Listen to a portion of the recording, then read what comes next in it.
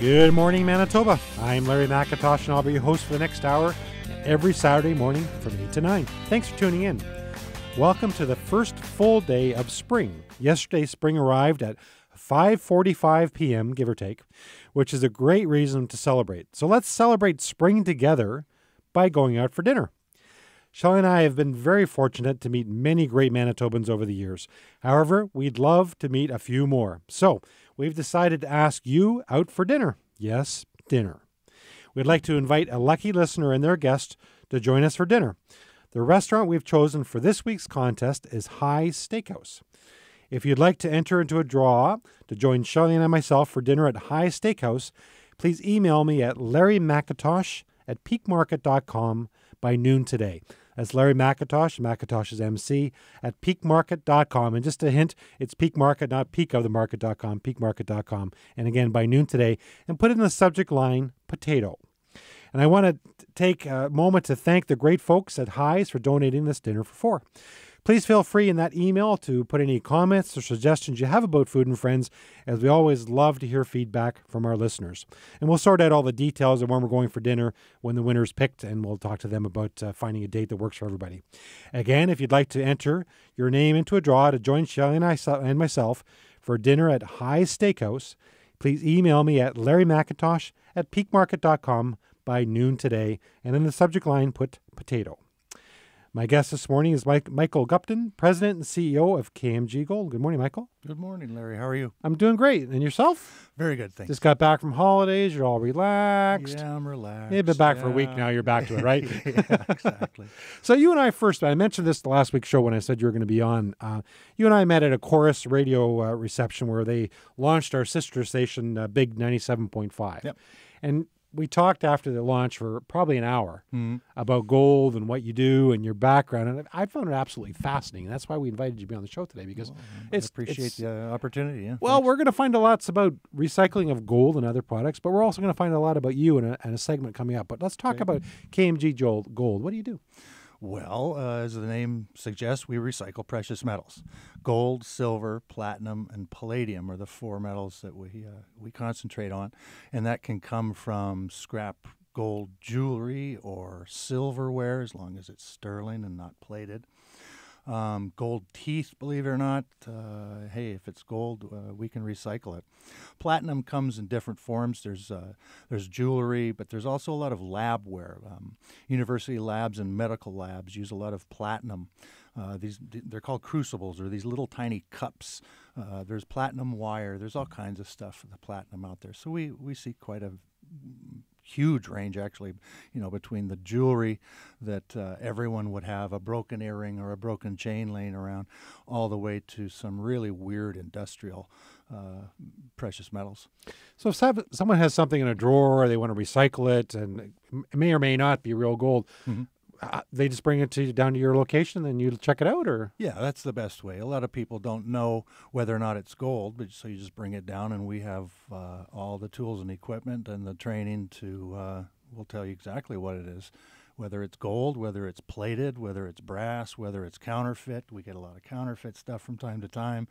But if the people don't know, and I imagine most don't, just bring it down and we'll do it for you.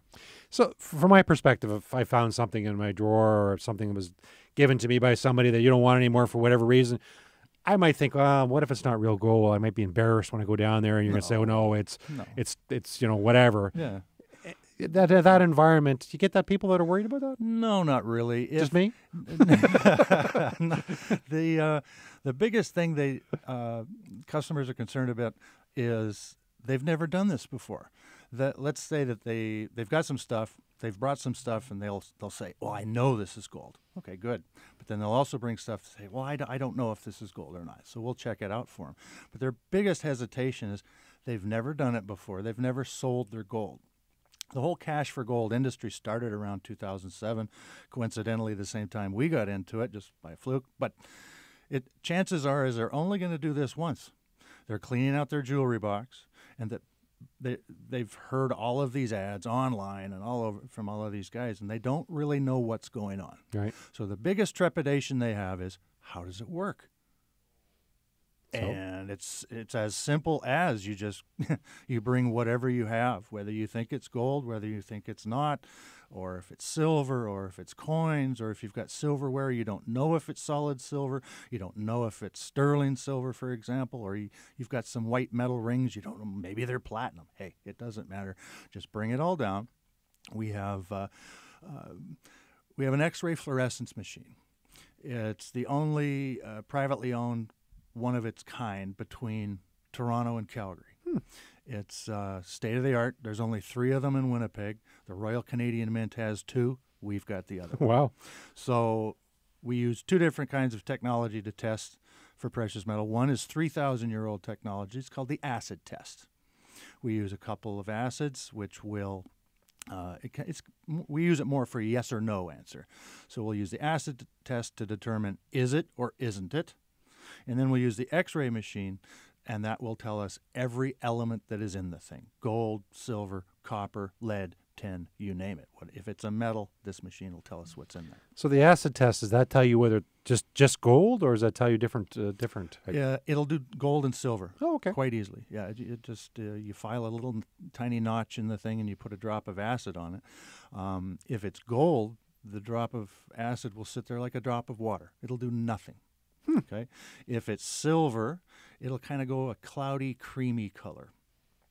And if it's brass or copper or gold-plated, it'll fizz and turn green, and this black smoke of death will come off, and it's nasty, nasty stuff. Wow. We'll be right back with Michael Gupton, President and CEO of KMG Gold, after we take this break for your weather update. We'll be right back.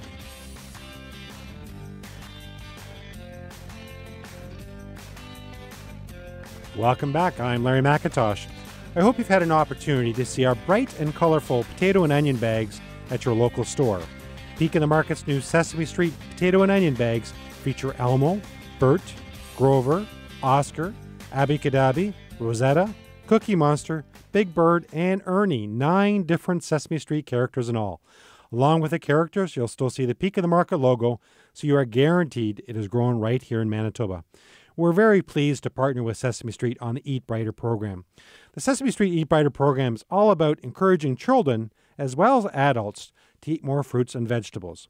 So if you don't see your favorite Sesame Street character on a potato or onion bag at your local store, please ask the produce manager, where are they hiding? We're back with Michael Gupton, President and CEO of KMG Gold. So we were talking before the break, you could put acid on it of sorts and to test the materials. Yep. Has there ever been a time where someone's brought something in and you've tested it and you're wrong? Has that ever happened? You thought it was real and it wasn't? Is there a story there? Yeah. Well, there's a story where an employee kind of got let go because of that. She actually told a customer that a diamond in his ring was not a diamond.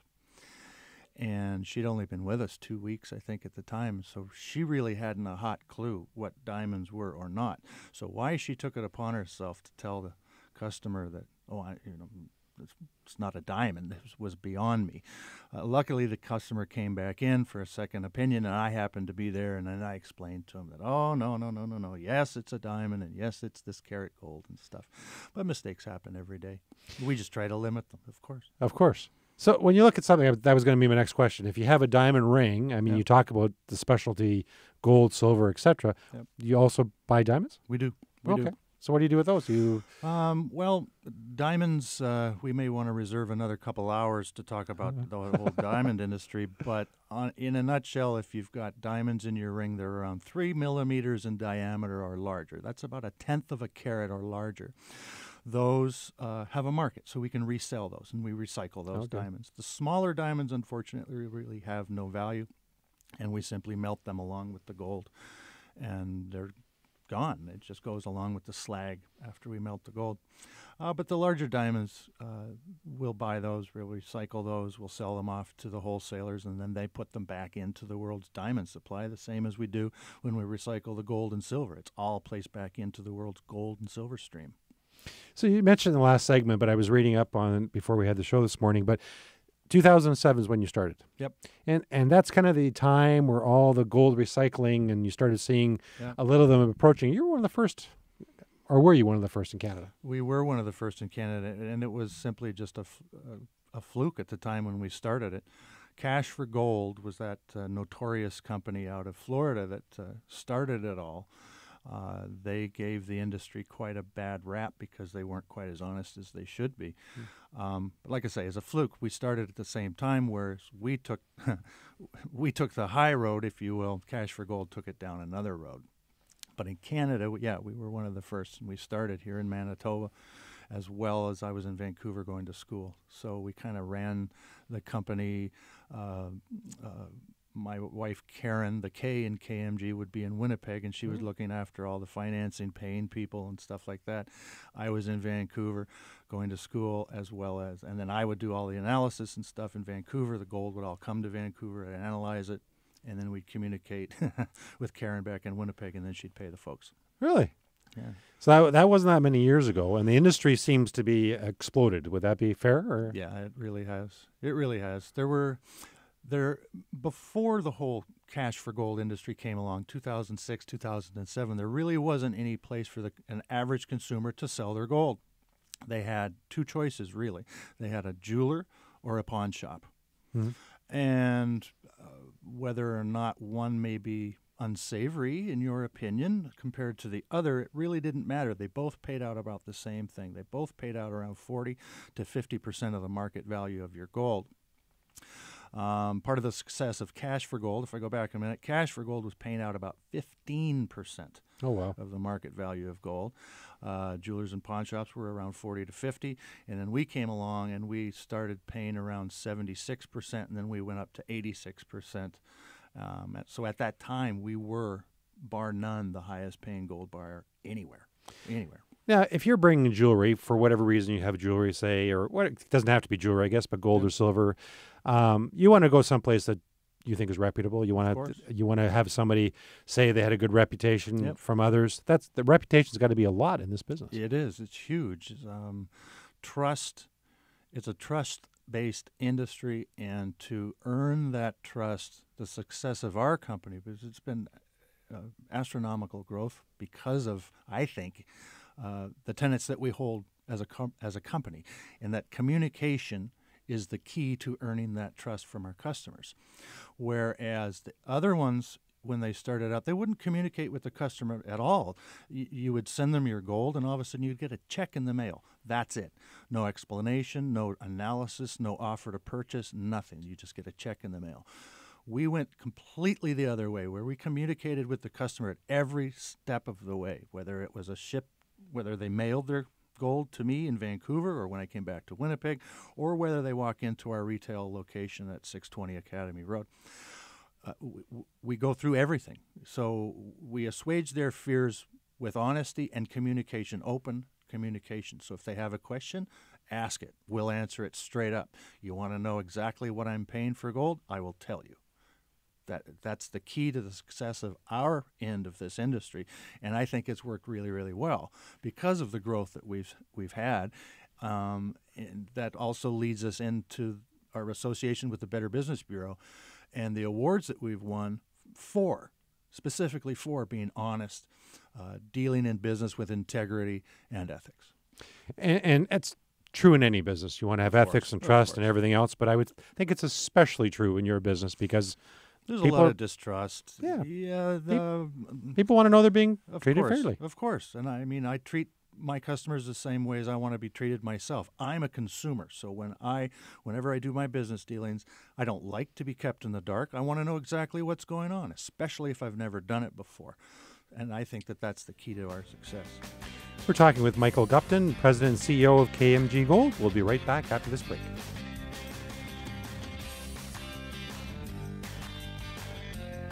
Welcome back to Food and Friends. I'm Larry McIntosh, and it's time for a recipe segment called Now We're Cooking. You don't need to write this recipe down, as is today's recipe of the day at peakmarket.com and in the Winnipeg Free Press. So you can get all the information from our website or today's Winnipeg Free Press. Today's recipe is carrot cheesecake. And this recipe sounds very good. For all of you that know me, I love cheesecake and I love carrots, so this should be a good one. Here's what you need.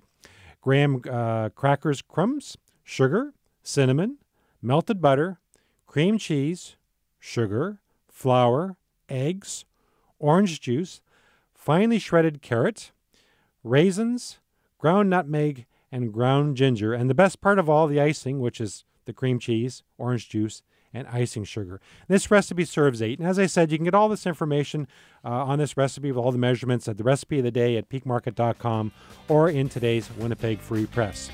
We'll be right back with Michael Gupton, President and CEO of KMG Gold, after we take this break for your news, sports, and weather. We'll be right back.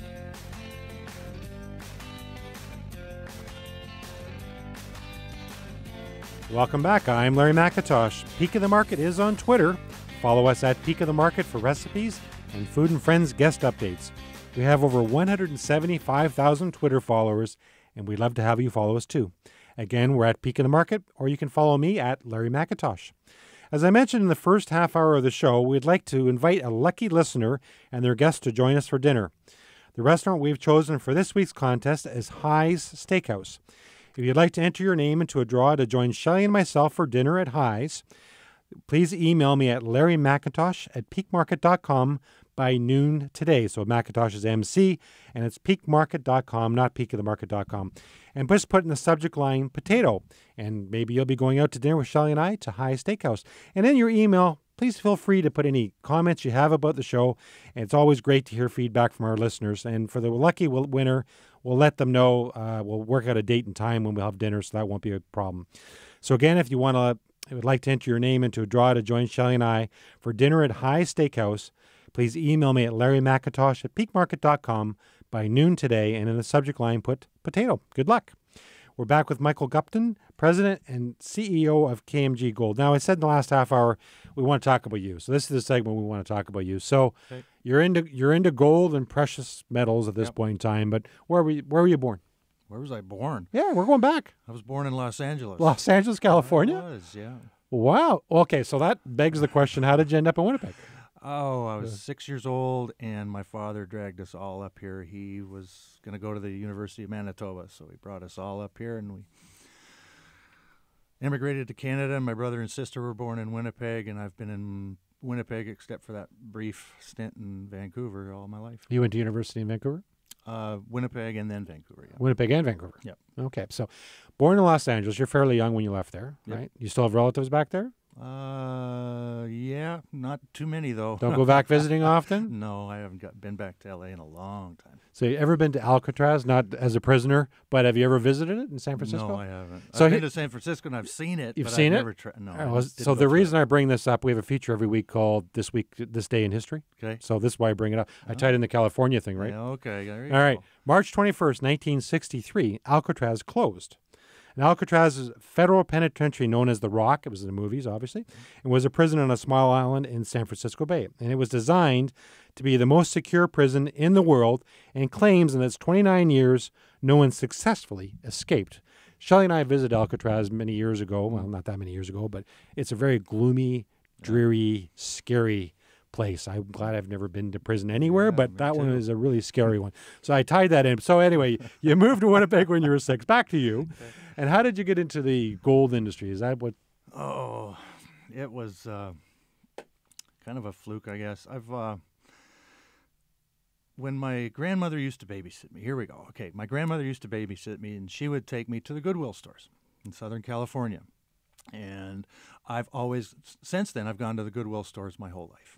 Okay, so in, I guess, the early and mid-2000s, I would go to the Goodwill stores and I would see chains in the display cases. And it would be, I say, wow, this is a 10-karat gold chain at the Goodwill, and they want $1.99 for it. So I'd use my student card and get 20% off, and then I'd try to buy up every stick of gold that I could. And then I would try to sell it on eBay at the time. And so when I'd make a profit on it, I would take that money and go back to the Goodwill or all the Goodwills or all the Value Villages and buy up every stick of gold I could. And I'd buy it and sell it, get money, buy more, buy more, buy more, buy more. So the whole industry, for me, took off that way. So this is well before the gold purchasing ever happened. This is when you were younger. Well, yeah, it's been my whole life, I guess, yeah. Wow. Yeah. I also read that you are a registered prospector. Yeah. So what is a registered prospector? Well, certain provinces you have to have a license. And I started in 1983 here in Manitoba. At that time, you didn't need a license, but since then I've gone on. I got registered, I think, in the Northwest Territories. Yukon, you don't need a license. Ontario, I did. BC, I did. But in 1983, in the Bassett country of Manitoba, is where my friend and I would go up there and bang on rocks. We really hadn't a hot clue what we were doing, but we had a lot of fun looking and learning, all about gold and how it naturally occurs in Manitoba. But I've found more gold on city streets than I ever found in the bush. Really? Really. Shelley and I were up in Whitehorse many years ago, and one of the things that the group went out in the river, and you put stones and you go through and you look for gold. Do you actually find gold that way? Oh, yeah. Really? Yeah, there's Whitehorse is the Yukon and northern British Columbia. There's still a lot of Mother Nature gold out there that if you're willing to get wet socks and a wet bum, you just squat in the river and pan for that stuff. You can still find it. Well, and the price of gold now is relatively high, right? Well, yeah. I mean, today it's, I don't know, it's probably around 1,400, maybe 1,500 Canadian. Back in 2007 when I started, it was around $600, $700 an ounce, so it's gone up quite a bit. And gold is one of those things that, despite recessions and everything else, seems to be an investment people like. Humans have always liked gold. They've liked gold for like 4,000 years. It's simply a soft, dense yellow metal. However, humans have this affinity for it, and we've been crazy for it forever. I mean, it's good in electronics. It's good for teeth in your mouth. But apart from that, humans have always kept it as a hedge against inflation. And so a lot of people, some people take that to heart more than others. So some people are, almost rabid about collecting and holding on to physical gold as a hedge against inflation. But historically, that's been the success of gold and silver. Does Fort Knox actually have gold in it? I've seen movies. Yeah, that's a hotly debated topic. There's rumors in the States that Fort Knox is empty. That Fort Knox,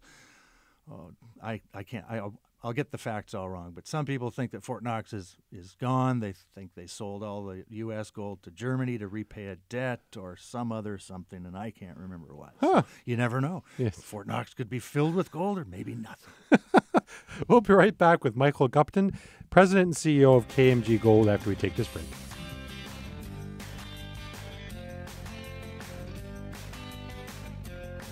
Welcome back. I'm Larry McIntosh. Food and Friends Radio is on TV. Each radio show is filmed and will be posted on Mytoba.ca later today. So if you want to see the TV version of this or previous radio shows, please visit Mytoba.ca. Thanks to 680 Studio B's Nicole, who produces our show, and Riley, who operates the camera, as well as the teachers of the Broadcasting and Media Arts program at Tech-Voc High School. You can also listen to an audio podcast of Food and Friends at SoundCloud.com and at the iTunes Store.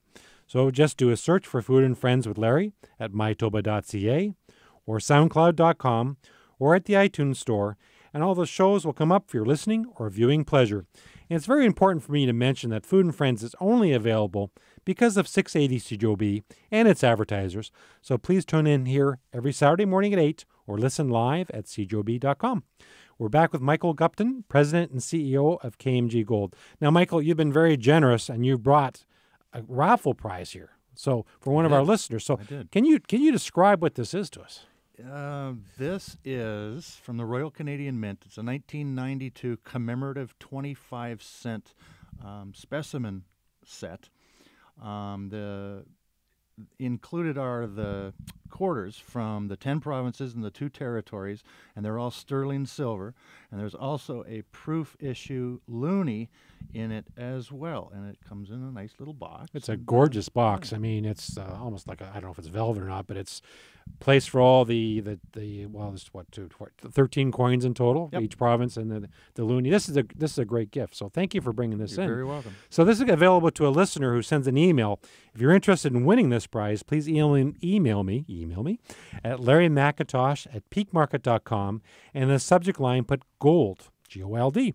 Again, it's Larry McIntosh, MC, at peakmarket.com, and just put in the subject line gold. And we'll do, you have till noon today to enter that draw, and we'll do a draw later on in the weekend and let you know if you won this beautiful package. And thank you very much for bringing this in. So we were talking off air about you do more than gold, right? You do silver, you do what other golds? Platinum and palladium. What is palladium? Palladium is another white metal. It's very similar to platinum. It's very, very, excuse me, it's very heavy, it's very dense, but it's also very, very shiny. Palladium, there is some jewelry, not too much, but there's some jewelry made out of palladium there. But typically palladium dentists use in making crowns and in dental restoration. So most of the palladium we see is from teeth. So when you meet somebody, do you notice the rings they have on or the chains they have on and say that's real gold or that's a good diamond? Can you tell that? I can. You can. So when you met Shelley and I at the reception, did you check out her rings? Because I don't want to know if you can tell me whether that's real gold or not. No. Jewelry, as long as you like it, that's all that matters. Well, that's the important thing, right? Of course. So do you get people coming into you with rings and stuff that's from a failed relationship, whether all it's the time. And that's got to be hard. It is. Some of the people are just glad to get rid of it. That's like they want to wash that person out of their hair, and they just, I don't care. Here it is. Whatever I get for it, I'm going to get for it. Take it. It's yours. And then others, of course, there's trepidation. They don't know. They don't want to give it up. They think it's worth way more than it really is. But we'll see. You must deal with a lot of emotions, a lot of thoughts, because some of it could be something your grandmother passed down to you. It could be, you got divorced or a broken relationship. It could be so many things. There's got to be a lot. There is, and it's a little bit easier for me because all of the sentimentality of the thing has been removed from me. To me, it's a yellow, soft, dense metal, but not to everyone else. But what we try to portray to the customer is that if it still has sentimentality to you, if it was grandma's or if it was a family member's, you might want to hang on to it. It's only going to have value to you for two reasons. One, as jewelry, because it has a sentimentality to it, or because you like it. And the other is, well, if it's gold, it's always going to have value because humans love gold.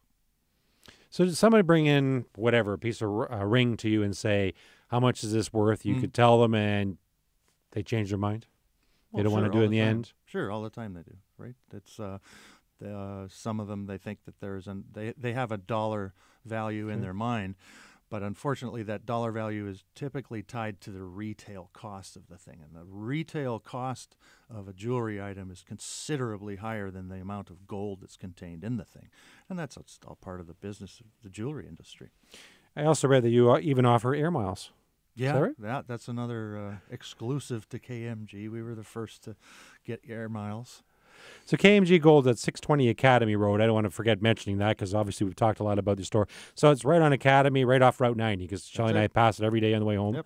So it's a great location, and kmggold.com is the website if you want more information on how this all works. But it's not just jewelry, though. It could be other types of things. Could it be a sterling teapot or Sure. Yep. There's silverware, there's knives, there's forks, there's creamers, there's pots. There's commemorative silver spoons. There's all kinds of stuff that people don't know that they've got or they think they do, and it's in a cardboard box in the basement or in the garage, and they've had it forever. Just bring it down. We'll tell you what it is. What's your number one recommendation if someone's thinking of doing something? Bring it in, have you look at it? Just bring it in. Yeah. The biggest thing is, should I bring all of it or just a little bit? No. If you've got it all in a shoebox or a cardboard box, bring the whole thing in and we'll go through everything with you right there. We'll determine the good stuff from the bad stuff. Hopefully it's all good. Mm-hmm. And we analyze it. We weigh it. It's all bought by the weight and the purity. So, 10 karat gold is going to be 41% gold. 18 carats is going to be 75% gold, so the amount of money you'll receive will be greater for higher carat items. Just bring it all in. We'll go through all of it, and so we'll weigh it. The live prices are right there. Whatever it is that day is what you'll be paid. We give you an offer to purchase, let you make up your own mind. Hopefully you've understood what's going on, and if you did, marvelous. You can either sell it or not. Take it back. You and I have something very common in our business. We both deal in carats. There you go. We'll be right back with Michael Gupton, President and CEO of KMG Gold.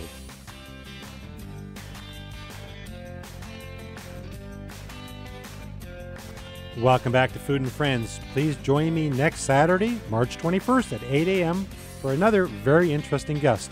Also next week, we're going to be giving away another dinner for two with Shelley and I to a listener. Last week, we gave away a dinner with Shelley and I at Blaze Restaurant and Lounge, located in the Delta, Winnipeg. Today, we're giving away a dinner at High Steakhouse, if you were listening earlier. So tune in next Saturday for a chance to win dinner with Shelley and I at another outstanding restaurant in Winnipeg. My guest today has been Michael Gupton, President and CEO of KMG Gold. Thank you so much for being on the show. Thank you very much, Larry. It's great. It's a fascinating industry, and we only just scratched the surface on much of it. We but did. If people want to talk to you about gold, silver, platinum, where's your location again? 620 Academy Road, right at the foot of the St. James Bridge. Give us a call at 452-GOLD or 4653. Anything they want to know, we're always there to answer your questions. Thank you very much. Thank you. Thanks to Nicole Bonnycamp, our show's producer, and Riley Rivard, our camera guy. Happy spring, everybody. Enjoy the rest of your weekend. Take care, and please, don't forget to eat your veggies.